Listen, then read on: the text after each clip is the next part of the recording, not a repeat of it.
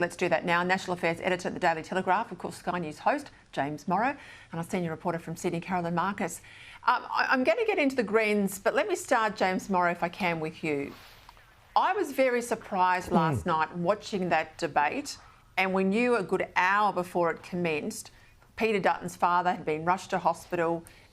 We were told it was incredibly serious. The rumours came around it was something akin to a heart attack, which of course has been confirmed today.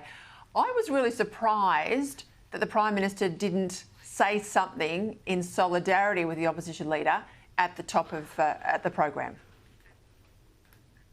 Well, my understanding is that they had a sort of an agreement made to not mention it, and that they decided that they would just simply keep that out of the discussion, off the stage. But I do have to say that having been delivered that very scary news, Peter Dutton did a remarkable job of, I think, focusing, directing whatever, nervous energy and worry he would have understandably had about his dad towards getting a very good outcome in that debate. And I think his performance, which was as focused and on point and on message, and I think we've seen from Peter Dutton since the start of the year, really reflected that.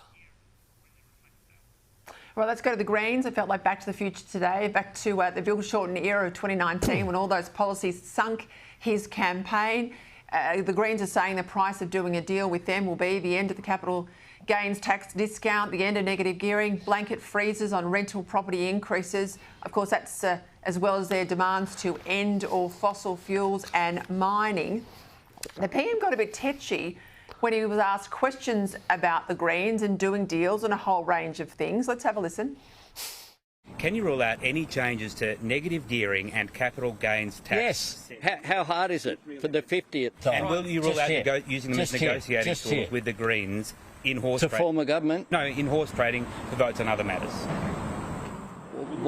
What are you talking about? Sorry. If the Greens come to you and you need their vote to pass legislation, will you rule out changing negative gearing settings and capital gains tax? Yes, and you might have noticed, you're a state correspondent, but let me explain. There are 25 votes we have in the Senate.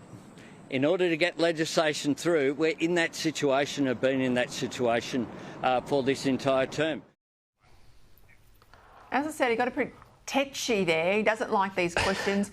Labor's got form. We remember everything with Julia Gillard-James. Of course, she did a deal. He's splitting hairs here because when he says I won't do a deal, what he's thinking about and talking about there is a formal coalition. Now, they didn't do that with Gillard either. They have what's called an alliance on the left. And we know they're doing deals because they're doing deals on preferences as we speak tonight. Well, yeah, that's right. And, there's so much in that answer there that needs to be parsed.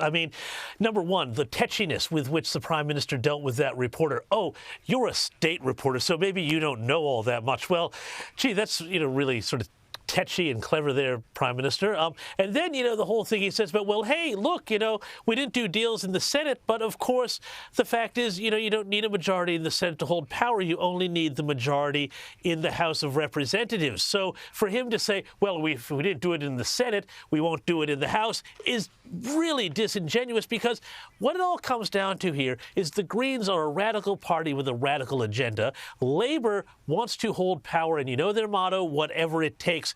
The Greens know that if they get the whip hand here, Labour will have to come to the table, just as they did in 2010, and it'll come to much worse endings because the Greens are far more radical now under Adam Bent than they were, we have to be honest about it, under Bob Brown 15 years ago.